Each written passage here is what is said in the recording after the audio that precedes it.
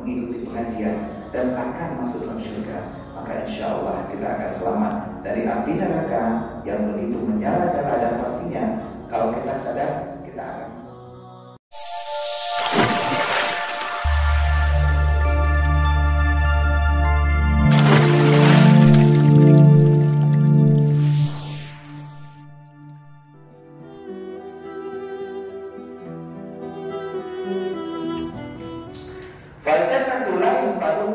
sesungguhnya syurga itu, maka syurga itu tidak akan pernah habis makanannya.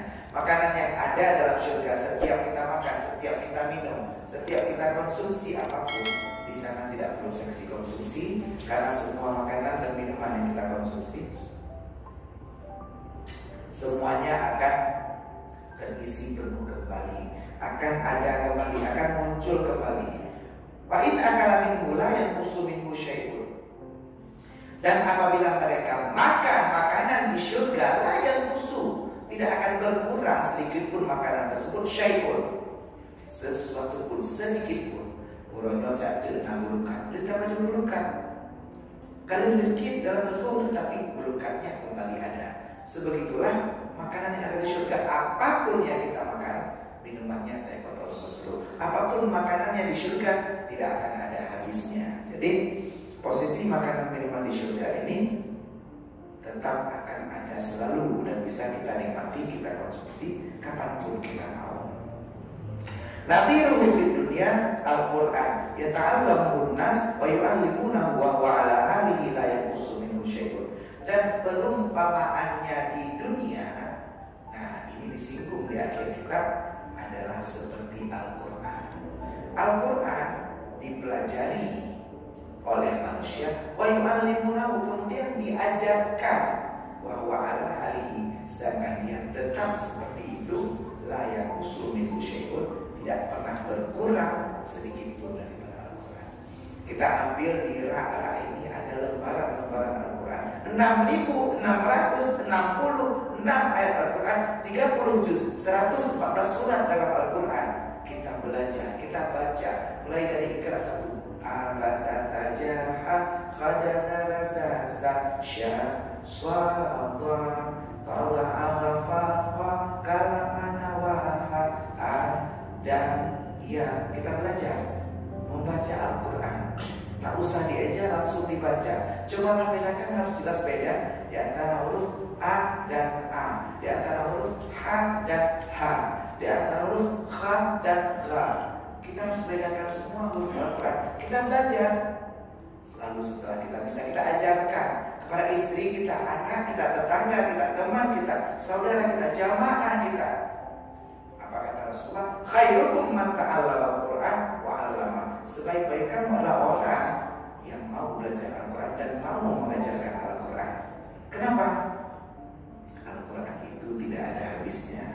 Makanya jangan sampai gobloknya kita yang tidak ada habisnya. Kita hidup dunia tapi tidak mau belajar. Kita punya umur tapi tidak mau belajar. Kita punya usia, kita tidak mau belajar. Kita punya kesempatan, kita punya kekuatan, kita punya kesehatan, tapi kita malas untuk hadir di masjid kita tercinta, Masjid Al-Falah di Aceh, untuk belajar, dan belajar. Kalau ini kejadiannya, maka sungguh gobloknya kita yang gak ada habisnya, tololnya kita yang gak ada habisnya. Belajar terus, mulai dari Al-Quran sampai ilmu-ilmu fardhu lainnya. Ada fikih, ada tauhid, ada tasawuf, sebagai ilmu dasar pokok agama kita, ilmu fardhu kita. Kalau hari ini kita sudah mau belajar, bahkan mengorbankan kesehatan kita. Adinda Fauzan baru saja sakit, baru nama kemarin, tapi Allah sudah hadir. Ibunda, ayahnya baru datang bersama, daripada Aceh langsung juga hadir. Kenapa? Semangat, azam untuk kita menuntut ilmu. Satu huruf kita bisa hari ini, insya Allah akan terkenang sepanjang masa. Dan ilmu ini manfaatnya kapan? Saat kita nanti sudah sendirian di liang lahat, terbujur kaku, tangan kita sudah disedekapkan di atas perut kita, di bawah dada kita. Saat itu baru kita tersadar, ternyata ini dia manfaatnya aku belajar ilmu. Ternyata ini dia manfaatnya aku hadir di majelis ilmu. Ternyata ini dia manfaatnya ada ilmu yang menemaniku saat aku sendirian di dalam kubur. Kalau kita sudah mau belajar dan belajar setiap hari seperti Al-Quran, maka kita akan tahu bahwa Al-Quran ini la yanqusu minhu syai'un, tidak akan berkurang daripadanya. Ajarkan Al-Quran kepada ananda-ananda kita yang kecil-kecil dan hari ini. Mereka lah yang akan menjadi pemimpin di masa depan. Mereka akan menjadi bupati, wali kota, presiden masa depan mereka.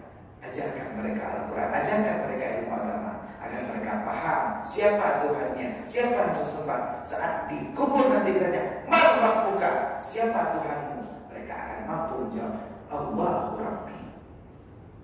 Ini yang kita ajarkan, bagaimana tauhid, tasawuf dan fikih mengakar dan membekas dalam diri sanubari ananda kita, anak-anak kita, dan keluarga serta tetangga kita. Ajarkan mereka Al-Quran. Qala alaihi salam, berkata Rasulullah sallallahu alaihi wasallam, apa kata Rasulullah? Inna ahlal jannati ya'kuluna wa yashrabuna thumma yakhruju min ajsadihim rihun karihil miski wa hakaza ila amadil abad. Sesungguhnya ahli syurga itu makan dan minum, kemudian keluar dari tubuh mereka bau wangi seperti wanginya kasturi, dan beginilah selalu akan terjadi ilal amadil abad, hingga selama-lamanya. Jadi makanan yang kita lakukan tidak ada proses ekskresi, tidak ada proses dari mulut dikunyah masuk ke leher, lalu terus ke esofagus, lalu ke lambung, diolah di usus besar, di usus kecil, di usus 12 jari, lalu turun ke rektum. Tidak ada. Semua kotoran kita berubah menjadi keringat yang baunya seperti karihil miski, seperti bau kasturi. Jadi di sana kita tidak perlu reksona yang setia setiap saat. Kenapa? Karena wangi dari keringat kita sendiri sudah seperti harumnya kasturi. Bahkan makanya bidadari-bidadari betah di samping kita. Kenapa? Inan hana yang bepom bepli kali. Mandum tanya dikelilingi bidadari, wajar wangi kita begitu wangi sekali. Kenapa bidadari itu begitu cantik di dalam surga? Kenapa? Ya betul, kita sudah cerita dari kemarin, karena ada dadanya. Kenapa bidadari itu begitu cantik? Karena ada dadanya. Karena tanpa dada, bidadari hanya akan menjadi biri-biri, karena nggak ada dada, jadi biri-biri. Begitupun sama mungkin kalau kita pernah makan, tadi cerita tentang burung, tentang makanan dari unggas, kita pernah makan ayam penyet, bebek penyet. Kenapa bebek itu, bebek panggang, bebek bakar, atau bebek goreng, itu kenapa enak? Ternyata karena rahasianya ada huruf B-nya. Karena kalau bebek goreng tanpa huruf B hanya akan menjadi goreng ya. Jadi hari ini kita tahu bagaimana rahasia Allah ciptakan makanan-makanan dalam surga tidak pernah ada habis-habisnya. Kenapa? Karena ini adalah bagian dari nikmat yang Allah berikan kepada kita, para jamaah yang hari ini hadir di Masjid Kediri Aceh. Kita berdoa agar Allah jadikan kita semua menjadi orang-orang yang masuk surga, dan pastinya kita nanti akan terbebas dari api neraka. Karena tempat di akhirat itu hanya dua tempat yang ada di akhirat, yaitu surga dan neraka. Kalau kita hari ini sudah bisa hadir di mengikuti pengajian dan akan masuk dalam surga, maka insya Allah kita akan selamat dari api neraka yang begitu menyala-nyala, dan pastinya kalau kita sadar kita akan berharap kita akan masuk surga dan pastinya selamat dari api neraka. Kita sudah sampai di akhir kitab Dalailul Akhbar. Kita bacakan doa untuk kita semua agar Allah berkahi pengajian kita hari ini dengan kitab Dalailul Akhbar, dan Allah akan perjumpakan kita semua yang hadir di malam ini. Selain jumpa di dunia, kita akan berjumpa nantinya di kampung kita, di surga, di akhirat sana. Oke, siap.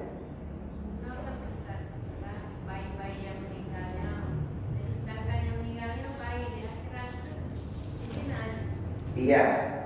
Nah, orang yang meninggal kadang-kadang ada rasa betul. Dia lahir setelah dalam janin itu berubah daripada setetes darah, dari sperma berubah menjadi setetes darah, berubah menjadi mudghah, dari alaqah. Dia lalu lahir menjadi janin. Ada yang saat itu sudah meninggal. Ada yang saat itu sudah meninggal. Tapi nanti di sana jadi sebesar mana? Nah, para ulama mengatakan anak-anak itu dicerminkan, digambarkan, ditafsirkan, dijelaskan di dalam Al-Quran menjadi wildanun mukhalladun, pemuda-pemuda yang kekal. Pemuda ini artinya apa? Pemuda adalah batasan umur di antara mumayyiz. Wildan itu di antara mumayyiz sebelum balik. Mumayyiz umur 7 tahun, balik umur 15 tahun. Sehingga wildan diterjemahkan menjadi anak-anak berusia 13 tahun. Anak yang lahir langsung meninggal, anak yang lahir umur 2 tahun meninggal, anak yang lahir umur 4 tahun meninggal, anak yang lahir umur 10 tahun meninggal, anak yang lahir sampai umur 14 tahun sebelum dia balik meninggal, semuanya akan jadi wildan. Wildan itu sekitar umurnya kurang lebih sekitar 13 tahun. Jadi kalaupun anak kita lahir dalam sempat tabunan, ada yang lahir 2014, 2016 belum meninggal, 2 tahun ke depan baru kita taruh nama, baru buat misalnya tabunan, anak kembar, tapi meninggalnya 2 tahun. Siapa kita taruh nama? Akhirnya seperti di Palu buat nama Upin Ipin, viral di TikTok. Ya. Kenapa? Karena waktu lahir tidak tahu nama. Tapi nanti begitu masuk surga, dia akan berubah menjadi wildan, anak-anak yang berumur sekitar 13 tahunan. Jadi anak-anak inilah yang masih ganteng, masih tampan, masih ceria, masih belum dewasa sekali, maka dilo alam, maka membuat orang tuanya ini semangat untuk mengikuti dan berlarian bersama anak-anak ini, serta dibimbing, diantar, diajak masuk surga bersama-sama. Mungkin gitu ya, mudah-mudahan kalaupun kita punya ananda-ananda yang hari ini sudah berpisah bersama kita, Allah akan kumpulkan kita dan dia akan menjadi wildan mukhalladun. Bahkan tugas mereka tidak sampai pintu surga, mereka lah yang nantinya akan mengantar makanan-makanan tadi berupa ya tadi ada bebek panggang atau burung tadi, mereka juga yang ikut mengantar sebagai waitersnya, pelayan di sana. Pastinya ya sekarang. Yang roh yang belum ditiup sebelum 3 bulan 10 hari dalam kandungan. Dalam hadis kitab Al-Ma'in An-Nawawiyah hadis keempat dijelaskan bahwa roh itu berada dalam perut ibundanya. Pertama dari sperma, lalu berubah menjadi tetes darah, lalu berubah menjadi segumpal darah, lalu berubah menjadi segumpal lagi mudghah alaqah, lalu 3 bulan 10 hari ditiuplah roh kepadanya. Nah sebelum ditiup roh dia gugur. Namanya brudi, ada namanya keguguran. Saat dia keguguran, apakah dia nanti juga akan menjadi wildan? Tidak. Kenapa? Saat pertama kita dituliskan catatan hidup kita akan menjadi syaqawah atau menjadi sa'adah, itu pada saat kita ditiupkan roh. Jadi apabila roh kita belum ditiupkan, maka saat itu kita belum dihitung menjadi manusia. Saat kita start pertama dihitung menjadi manusia, saat kita ditiupkan roh. Dan nantinya mungkin ini menjadi penyesalan untuk kita.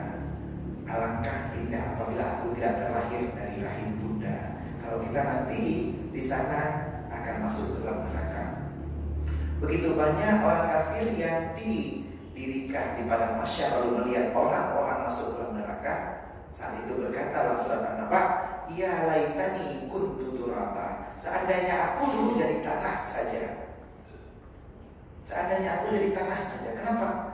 Kalau dia sudah terlahir dari rahim bunda, artinya sudah ada proses. Proses ini dia hidup dunia. Ada syaqawah, ada sa'adah, ada mungkin bahagia, mungkin celaka. Makanya hati-hati, hari ini kehidupan kita, Allah jadikan kehidupan kita khalaqal mauta wal hayata liyabluwakum ayyukum ahsanu amala. Allah jadikan kehidupan kita hari ini hadir dunia. Ada yang hidup, ada yang mati, ada yang meninggal karena Omikron, ada yang meninggal karena Omikron.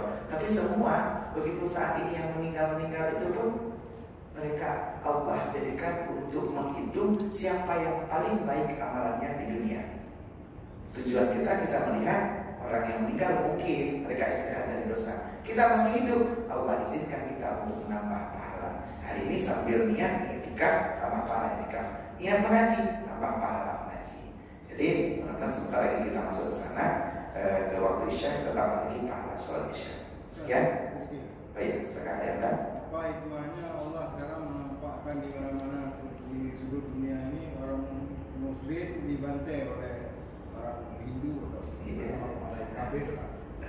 Luar biasa. Apa hikmahnya?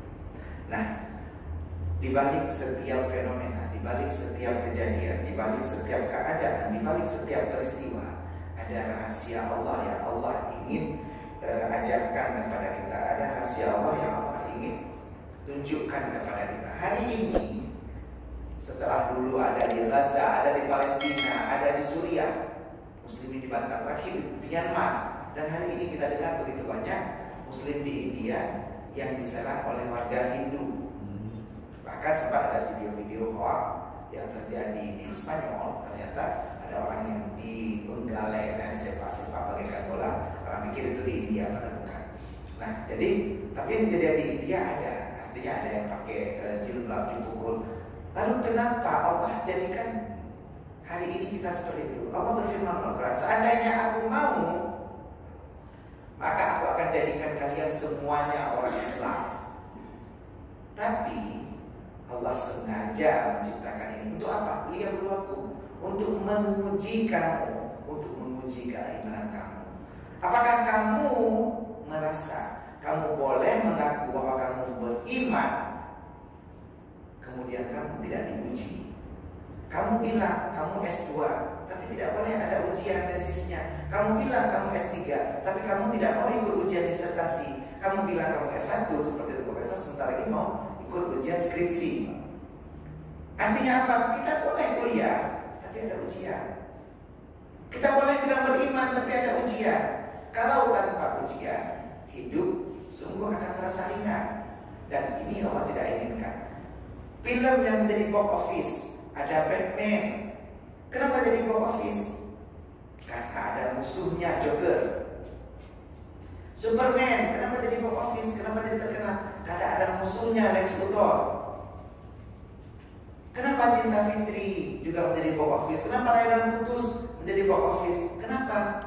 Karena ada peran antagonis di balik peran protagonis. Kalau semua orang di dunia ini baik-baik saja, tentu tidak enak filmnya. Sungguh tidak seru kalau semua orang bangun pagi, gosok gigi, lalu pergi mandi, lalu dia pergi sekolah, setelah makan pagi pergi sekolah SD, SMP, SMA, kuliah, kerja, kawin, lalu meninggal. Semua orang gitu. Gak keren kan ceritanya. Tapi seru. Kami kemarin di komplek Andema ketangkap pencuri Honda, lalu ditumbuk rame-rame gitu. Ternyata kisah hidupnya lebih kompleks lagi. Dia punya istri tapi sudah cerai, dia tidur dengan istri daripada orang lain. Di situ di komplek kami ada beberapa orang yang satu istri, dua suami. Nah, ini kejadian lagi. Sungguh kejadian yang tidak mengenakan, tapi seru kita dengar ceritanya. Begitupun saat di India, saat Nabi Pohon hina baru ada tertantang. Memang sudah kepoh dia, baru ganyang Hindu, ganyang India, selamatkan Muslim semuanya. Baru kita semangat. Kenapa Allah bikin? Agar kita semangat dan terpacu serta terpicu iman kita jadi naik. Dan Allah tunjukkan ini sebagai tanda bahwa bumi kita sudah menuju akhir zaman. Kiamat sudah dekat. Mari segera bertaubat, tinggalkan maksiat. Terutama kita hari ini kejar untuk ibadah. Kalau Allah tidak ciptakan kasus di India, kita akan santai-santai saja. Seakan everything is well, semua baik-baik saja. Belum duduk di negeri Aceh, udah aku lebih. Lalu ada pun di luar sana, ada perang di luar sana. Artinya apa? Kuatkan iman kita. Seandainya Allah wujud aja bagdanya, ulung pakai jilbab, dikui ditarik pakai jilbab impor. Umat kami dia pegang Islam. Seandainya kalian tajak pun itimba, impor, itrol, ita, ica, masih mau kita memeluk Islam? Untung belum berubah bagdanya. Persiapkan iman, kuatkan. Walau kata kadek-dek sampai berapapun, saya tetap Islam.